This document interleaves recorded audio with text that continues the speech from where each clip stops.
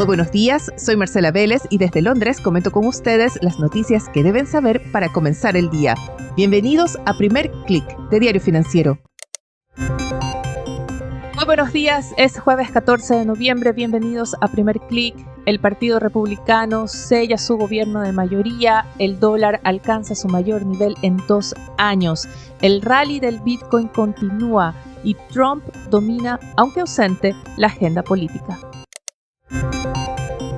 Estamos decididamente en el mundo post-elección de Donald Trump. Es lo que domina la agenda política internacional, es lo que domina también el mercado financiero. Vemos en este último que el denominado Trump Trade sigue con vida. Vemos alzas en las acciones estadounidenses, un avance del dólar ante las expectativas de medidas que van a darle impulso a la divisa y también van a crear un escenario de mayor inflación. Esto último está impulsando también al alza las tasas de los bonos del Tesoro y vemos el rally del Bitcoin que continúa a pesar de haber sufrido ayer una ligera caída o al menos una caída temporal más bien. ¿Qué está pasando? ¿Cuál es la explicación a esta reacción del mercado? Ayer el Partido Republicano consiguió finalmente los 218 curules que necesitaba para mantener el control de la Cámara de Representantes. La ventaja respecto al Partido Demócrata se podría todavía ampliar cuando se vaya terminando el conteo en varios distritos que siguen pendientes, pero ya el Partido Republicano cuenta con la confirmación de que tendrá el control de la Cámara de Representantes, del Senado y a Donald Trump en la Casa Blanca. Ayer el mandatario electo republicano tuvo su primera prueba de liderazgo en la elección del próximo líder de la bancada republicana en el Senado. No ganó su candidato en la Cámara de Representantes. Mike Johnson continuará como vocero de los republicanos después de haber recibido el apoyo de Trump. El partido parece decidido a mantener filas unidas. Después de todo, Trump llega con un fuerte capital político, es visto como el responsable de haberle dado al Partido Republicano esta barrida roja en las elecciones frente al Partido Demócrata. ¿Qué genera esto? Un escenario en que Trump podría sacar adelante sus propuestas más radicales antes de lo previsto. Y estemos de acuerdo o no con ellas, como el alza de tarifas, aranceles, el mayor proteccionismo o incluso, aunque sepamos que en el largo plazo algunas de estas medidas, como amplios recortes tributarios sin garantizar nuevos ingresos, va a causar más problemas estructurales para la economía estadounidense. En el corto plazo, lo que el mercado está leyendo, y coincide en eso, es que se va a generar al menos por los próximos 2 años, un escenario bastante favorable para las acciones estadounidenses y también para un mayor fortalecimiento del dólar. Es lo que explica la reacción que vemos esta mañana. Las acciones europeas suben 0,5%, los futuros de Wall Street se alinean también al alza. El dólar, como les comentaba, llega a su mayor nivel en 2 años. Y el alza de la divisa está golpeando especialmente a las acciones en Asia. China es vista como la principal víctima. Vemos las acciones chinas caer casi 2%, las expectativas de esas alzas de tarifas, también las expectativas de que va a desacelerar aún más la economía china golpean a ese mercado y también, mucho ojo, golpean a las materias primas, especialmente los metales industriales. El cobre pierde el nivel de los $9,000 por tonelada en Londres por primera vez en 2 meses y anota una nueva caída de 1,5%. En Chicago trata de defender los $4 por libra. Llama la atención que el dólar mantenga la tendencia al alza a pesar de que el mercado ha reforzado las apuestas por un próximo recorte de tasas de parte de la Fed en diciembre. La probabilidad que se da a esta acción es de un 83%, unos 10 puntos más que hace algunos días, y esto se dio después de que la inflación de Estados Unidos, ojo, tuvo un repunte en octubre, pero estuvo dentro de las expectativas. También el optimismo del mercado respecto al recorte de tasas de la Fed se basa en que el alza de la inflación en octubre, que marcó un 2,6% a 12 meses, se habría explicado por un efecto de base de comparación y también por alzas puntuales en algunos sectores, como es el caso de vivienda. Los banqueros centrales dicen estar optimistas de que la inflación continúa su tendencia hacia la meta de 2% y usualmente declaraciones como estas, datos como estos, habrían puesto presión sobre el dólar ante la idea de que la Fed va a continuar con los recortes de tasas de interés. Vemos el efecto contrario, el dólar extiende los avances en reflejo que lo que está pesando más en el mercado hoy en día son las expectativas del impacto que van a tener las medidas del próximo gobierno estadounidense.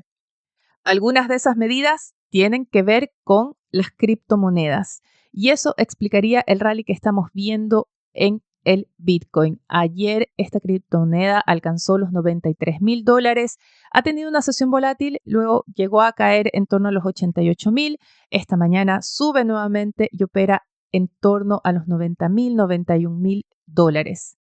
Ya se apunta a los $100,000 como la siguiente meta para el Bitcoin y en medio de la sesión volátil de ayer conversé con Tomás Villanueva, él es CEO de la fintech y billetera digital Esquipo, sobre los factores que están detrás de este rally. ¿Cómo se pueden resumir los factores que están detrás del rally que vemos especialmente del Bitcoin?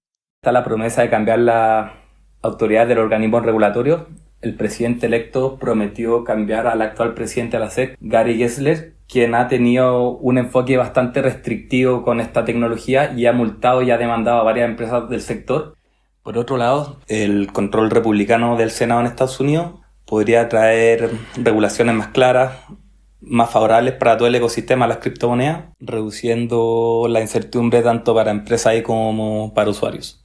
Varios senadores electos se consideran pro-cripto, por lo que el sector podría crecer y consolidarse bajo normas más amigables, lo que podría aumentar en sí la adopción de esta tecnología.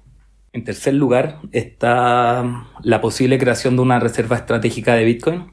Esta propuesta es la más incierta, ya que su viabilidad práctica y política puede ser difícil de lograr. Ya marca un precedente que en países como Estados Unidos se esté discutiendo la posibilidad de una reserva estratégica de Bitcoin. Considerando otros procesos similares en que hayamos visto alzas importantes de las criptomonedas, ¿qué se puede esperar de este proceso que estamos viendo hoy en día? Viendo la historia, igual Bitcoin se caracteriza por tener estos movimientos al alza bastante pronunciados. Generalmente pasa cuando en un ciclo se pasa al alto histórico anterior. Suele haber un periodo de 6 a 12 meses donde existe un movimiento muy pronunciado, marcado también de mucha volatilidad. También hay que considerar que si bien Bitcoin está en su máximo histórico, la capitalización de mercado total cripto está llegando nuevamente recién a su máximo histórico. Esto quiere decir que si bien Bitcoin ha tenido muy buena performance en este último tiempo, el resto de las criptomonedas no ha tenido buenos resultados respecto a Bitcoin. Esto también es normal, generalmente al inicio de un ciclo suele ser Bitcoin es el primero en tener movimientos más pronunciados y una vez que este se estabiliza más en un rango de precio, suele moverse capital de Bitcoin hacia las distintas criptomonedas o altcoin que se les llama, iniciando una llamada alt season, que es cuando las otras criptomonedas empiezan a tener resultados mejores que Bitcoin. Por lo que es de esperarse que una vez que el precio de Bitcoin se estabilice, empiece a aumentar el interés en otras criptomonedas. Finalmente, ¿cuáles son los principales riesgos que se ven para la continuación de este rally? Uno de los principales riesgos que podría pasar es que no se cumplan las promesas de campaña. Lo otro sería que el regulador sea más estricto de lo esperado, impidiendo un poquito la innovación. O incluso puede ser que la regulación sea pro esta tecnología y aún así no tengan el impacto esperado en la adopción, lo que sería una decepción para el ecosistema, ya que si bien las cripto están hace bastante tiempo, todavía no había una adopción masiva como se espera. Y finalmente también puede ser los problemas de condiciones macroeconómicas poco favorables. Un aumento de la inflación podría volver a traer aumento de tasas, lo que repercutiría en todos los mercados y principalmente en los mercados de cripto, los cuales todavía se consideran como mercados de alto riesgo. Recuerden, las criptomonedas, como bien dice Tomás, son consideradas todavía activos de mucho riesgo. Vemos que se están institucionalizando, hay cada vez más administradoras de fondos, traders instituciones bancarias que están ofreciendo instrumentos con criptomonedas, con Bitcoin, y probablemente tienen su lugar en los portafolios, pero recuerden, hay que tener en cuenta la tolerancia al riesgo. Revisemos qué tenemos en la agenda para hoy. Está bastante cargada también con eventos geopolíticos. En lo económico, la mirada de Wall Street va a estar hacia el final de la jornada en Dallas, Texas, donde el presidente de la Fed, Jerome Powell, tiene agendada una conferencia sobre el escenario económico. Sin duda, todavía preguntas sobre su continuidad en el cargo en una administración de Donald Trump, también el impacto que se prevé por las medidas de la próxima administración van a dominar la conversación. También en lo económico, Wall Street espera los resultados de Disney, el reporte semanal de subsidios por desempleo y datos de precios al productor. Durante el día, la mirada estará en Mar-a-Lago, el resort de Donald Trump, porque se realiza en ese lugar la conferencia anual con inversionistas del Grupo Conservador para la Acción Política. Esta es una organización que ha respaldado a Donald Trump. Se va a reunir en Mar-a-Lago y este encuentro con inversionistas podría ser el escenario que elija el republicano para presentar a su nominado para secretario del Tesoro. Hay dos inversionistas muy cercanos a Trump que aparecen como los principales candidatos. Uno de ellos es Scott Bessent y el otro Howard Lundin. Este último es CEO de la administradora de fondos Cantor Fitzgerald. Otro que va a estar presente en esta conferencia en Mar-a-Lago es Javier Milei, el presidente de Argentina, que recibió una invitación personal del equipo de Trump para que asista a esta cumbre conservadora en Florida. Se convertirá así en el primer mandatario de una economía del G20 en reunirse directamente con Trump. Podríamos decir que este encuentro en Florida quita un poco de protagonismo a la APEC. La reunión o esta cumbre con inversionistas de Trump se extiende desde hoy hasta el viernes, al igual que la cumbre de la APEC en Perú. Sin embargo, el protagonista ahí va a ser el presidente de China, Xi Jinping. El mercado está ansioso por escuchar cómo China va a enfrentar un escenario más adverso con Estados Unidos, si está dispuesto a tomar más medidas de estímulo, aunque es poco probable que Xi se refiera específicamente a estos temas en sus declaraciones públicas. Rápidamente quiero comentar con ustedes algunos titulares de FSUD. Destaca la condena a Cristina Fernández de Kirchner a 6 años de prisión en un caso de corrupción. La expresidenta argentina tiene 10 días para presentar una apelación a esta condena que también la inhabilitaría de por vida para ejercer cargos públicos. Diario Financiero titula con la OPA hostil que lanzó la empresa peruana Yura por Cementos Bio Bio, y en otro titular se destaca la discusión que se abre en el Congreso de cara al ingreso de los cambios al impuesto a la renta.